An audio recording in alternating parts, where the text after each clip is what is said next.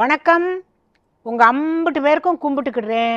இன்றைக்கி நாம் என்ன கற்றுக்க போகிறோம் அப்படின்னு கேட்டால் நிலக்கடலை சுண்டல். இன்றைக்கி உங்களுக்கு அதுதான் செஞ்சு காட்ட போகிறேன். தேவையான பொருட்கள்: பச்சை நிலக்கடலை வேக வச்சது, பெருங்காயம், உளுத்தம்பருப்பு, கடுகு, எண்ணெய், சுக்கு பொடி, மிளகா வத்தல், மஞ்சத்தூள், உப்பு, எள்ளு, தேங்காய், கொத்தமல்லி, கருவேப்பிலை, எலுமிச்சம்பழம். முதல்ல என்ன செய்யலாம்? இதில் கருப்பு எள்ளு, அது படப்படன்னு வெடிக்கும் போதே 2 மிளகா வத்தலையும் போட்டுடலாம். உளுத்தம்பருப்பையும் போட்டுடலாம். இது மட்டும் கொஞ்சம் மிதமான சூட்டில் தான் வறுக்கணும், இல்லாட்டி எள்ளு கருகி போயிடும்.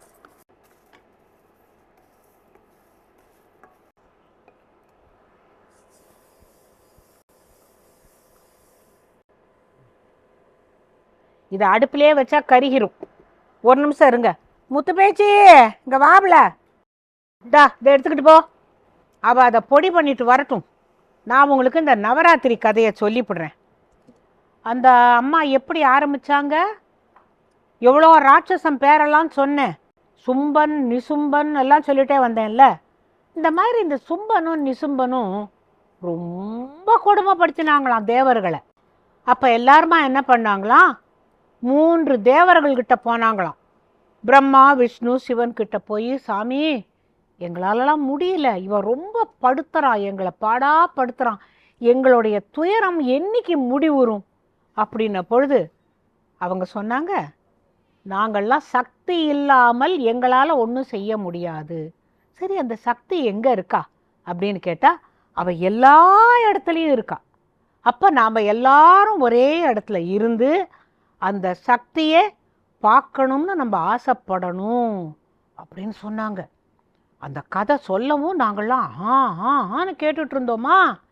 அப்போ அந்த நேரத்தில் எல்லாரும் சொல்கிறாங்க, எங்களுடைய கஷ்டமெல்லாம் தீரணும், நீ சக்தி உன்னுடைய ஸ்வரூபத்தை எங்களுக்கு காட்டுன்னு சொன்னாங்களாம். அப்போ அப்படியே ஜெகஜோதியா ஒரு பெண் உருவம் ரொம்ப அழகாக வந்ததான். வந்துட்டு என்ன அப்படின்னு கேட்டிருக்கா. கேட்ட பொழுது, அம்மா நீ யார் அப்படின்னு கேட்ட பொழுது தான் யாருங்கிறத சொல்கிறாளாம். அதுக்கு அவங்க என்ன சொல்லுவாங்க, அந்த அம்மா என்ன தெரியுமா சொன்னாங்க, ஆத்ம பரிச்சயம். அப்படின்னா நான் யார் என்பதை உங்களுக்கு சொல்லுகிறேன். எல்லாவற்றிலும் இருப்பேன், எல்லாவற்றையும் இயக்குவேன், எல்லாவற்றையும் அழிக்கக்கூடிய சக்தியும் எனக்கு உண்டு. ஆனால் என்னை சரணடைந்தவர்களை நான் என்றும் காப்பாற்றுவேன் அப்படின்னு சொன்னாங்களாம் அந்த அம்மா. சரி, இப்போ இந்த ராட்சசன்லாம் எங்களை ரொம்ப படுத்துறான் அப்படின்ன பொழுது அந்த அம்பாள் என்ன தெரியுமா பண்ணாலாம், வந்த அழகான பெண்ணுருவம் அத்தனை தேவர்களுடைய முகத்திலிருந்தும் அந்த தேஜஸை வாங்கிட்டாங்களாம். தேஜஸை மட்டும் வாங்கிக்கல, பிரம்மா கிட்டேருந்து கமண்டலம், அட்சய மாலை அதை வாங்கிக்கிட்டாங்களாம். அப்புறம் சிவன் கொடுத்தாராம் சூலம், அதை வாங்கிக்கிட்டாங்களாம். விஷ்ணு கொடுத்தாராம் சக்கரம், அதை வாங்கிக்கிட்டாங்களாம். இப்படி வஜ்ராயுதம் கொடுத்தானா இந்திரன். இப்படி ஒத்தத்தர்கிட்டேன்னு ஒன்றொன்னா வாங்கின உடனே அத்தனை சக்தியை அந்த அம்மா வாங்கிக்கிச்சுல்ல. அப்போ இத்தனை தேவர்களும் எப்படி நின்னாங்க, சூலம் கொடுத்தவர் சூலம் கொடுத்த மாதிரியே நின்று இருக்கிறார், சக்கரம் கொடுத்தவர் சக்கரம் கொடுத்த மாதிரியே நின்று இருக்கிறாரு, பிரம்மா என்ன கொடுத்தாரோ அப்படியே நின்றுட்டாங்க. சக்தி இல்லாமல் அசைவதற்கு சக்தியே இல்லாதபடி அவர்கள் 9 நாட்கள் நின்றார்கள் அப்படின்னு அந்த ராஜலட்சுமி சொன்ன போதுதான், ஓ அதனால தான் நீங்கள் பொம்மையெல்லாம் அங்கே அப்படி வைக்கிறீங்களா, பொம்மைக்கு உயிர் இல்லைன்னு தெரியும், அப்போ அதில் சக்தி வருதுக்காக காத்துக்கிட்டு இருக்கு அப்படின்ன உடனே அந்த அம்மா, நல்ல வேளை இந்த கதையெல்லாம் சொன்னால் உங்களுக்கெல்லாம் புரியுமோ புரியாதோ நினச்சேன்னாங்க. எங்களுக்கு நல்லா புரிஞ்சிருச்சு. அப்படியே நின்னவங்க இப்படியே நின்னவங்க அப்படியே நின்னாங்க 9 நாளும். அம்மா ஜெயிச்சுட்டு வந்து அத்தனை பேருடைய ஆயுதத்தையும் திருப்பி கொடுத்தாள்.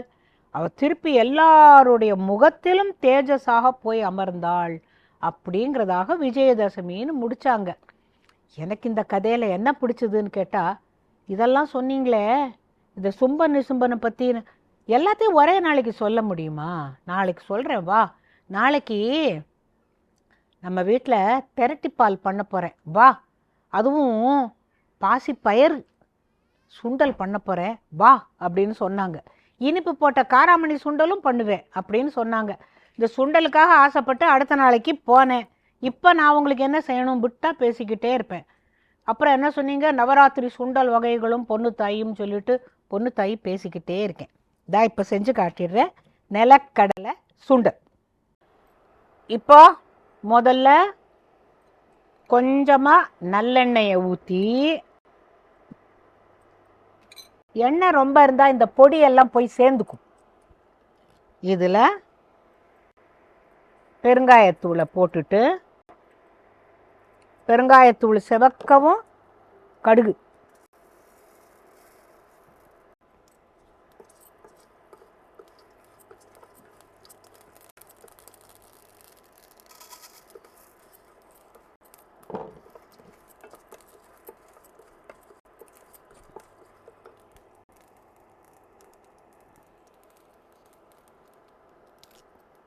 இந்த உளுத்தம்பருப்பு சிவக்கு முன்னே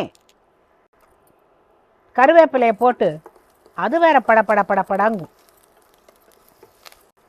சமைக்க தெரிய வேணும், அதிலும் பார்த்து சமைக்க வேணும், பெண்ணே சமைக்க தெரிய வேணும்.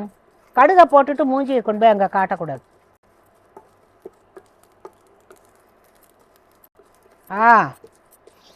உளுத்தம்பருப்பு செவந்துருச்சு. அதில் இந்த வேக வைத்த கொஞ்சமாக உப்பு போட்ட நிலக்கடலையை போட்டு வதக்க வேண்டும்.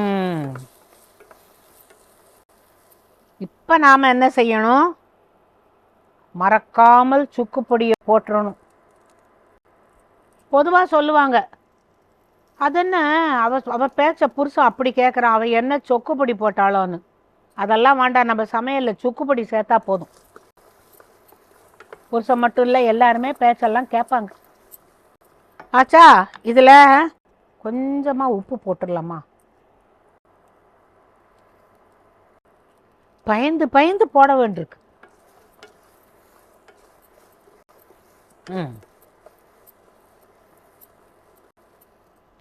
இந்த நிலக்கடலை சுண்டலுக்கு நம்ம மஞ்சப்பொடி போடணுங்கிறது இல்லை. ஏன்னு கேட்டால், அது மஞ்சளை போயிட்டாக்கா அந்த நிலக்கடலை, உரிச்ச நிலக்கடலையோட அழகு தெரியாது இல்லை. அதுக்கு மேக்கப் வேண்டாம், இப்படியே இருக்கட்டும். இப்போ அடுப்பை அணைச்சிட்டு தேங்காயை போட்டுட்டு, பொடிச்சு வச்சிருக்கோம்ல எள்ளு, உளுத்தம்பருப்பு, மிளகா, அந்த பொடியை அப்படி தூவி, இந்த பொடி நிறையா செஞ்சிட்டோமே, இதை நம்ம என்ன செய்யறதுன்னு நினைக்காதீங்க. சுடு சோத்தில் இம்புட்டு நல்லெண்ணெயை ஊற்றி இந்த பொடியை போட்டு பிணைஞ்சு சாப்பிட்டு பாருங்க, கொண்டா கொண்டான்னு கேட்கும். எனக்கு இந்த கேட்குறதே பெரிய விஷயமா இருக்குது. எல்லாத்துக்கும் அப்படி சொல்லிவிடுறேன் இல்லை. காரம் மணம் குணம் நிறைந்த நிலக்கடலை சுண்டல். இதுக்கு என்னக்கு ஆடை கட்டி வந்த நீலவோங்கிற மாதிரி பச்சை பாவாடை கட்டி வந்த சுண்டலோன்னு பாட வேண்டியதுதான். நேற்று திட்டமும் இன்னைக்கு மல்லித்தழை ஒழுங்கா வந்திருக்கு. சொல்லணும் அவகிட்ட.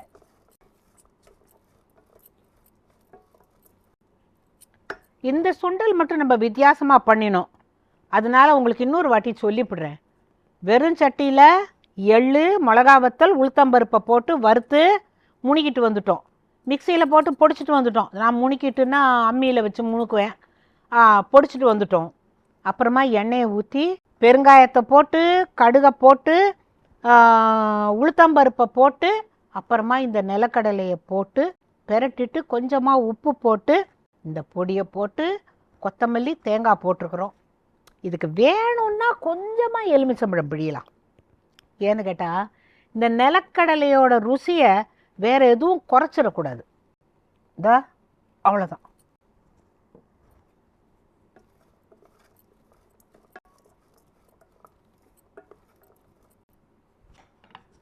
பாரதிதாசன் பாடல் ஒன்று உண்டு, வெண்ணிலாவும் வானும் போலே வீரனும் போர் வாழும் போலேன்னு. என்ன கேட்டால் இந்த நவராத்திரி சுண்டலும் போலங்கிற ஒரு வார்த்தை கூட நம்ம சேர்த்து தான் பாடணும்னு நினைக்கிறேன். அவ்வளோ அழகாக வந்திருக்கு. வாங்க சாமிக்கு படைச்சிருவோம்.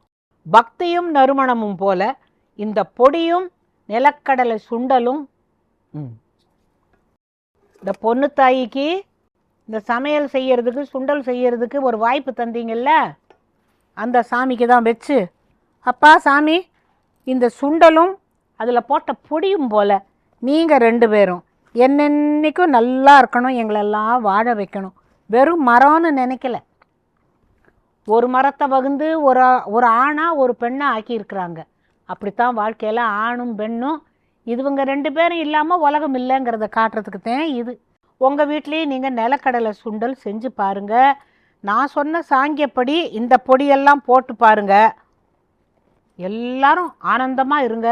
ஆக மொத்தம் நவராத்திரிக்கு மட்டும் இல்லை, இப்போ அடுத்து வர பண்டிகைகள், இந்த வருஷம் பூரா, வரப்போகிற வருஷம் பூரா நீங்கள் எல்லாரும் நல்லா இருக்கணும். அது ஒன்று தான் நான் இந்த துர்கா, லட்சுமி, சரஸ்வதி இந்த 3 தேவியரையும் கும்பிட்டுக்கிறேன். உங்கள் எல்லாருக்காகவும் வேண்டிக்கிறேன். நல்லா ஐஸோடு நல்லா இருக்கணும்ப்பா.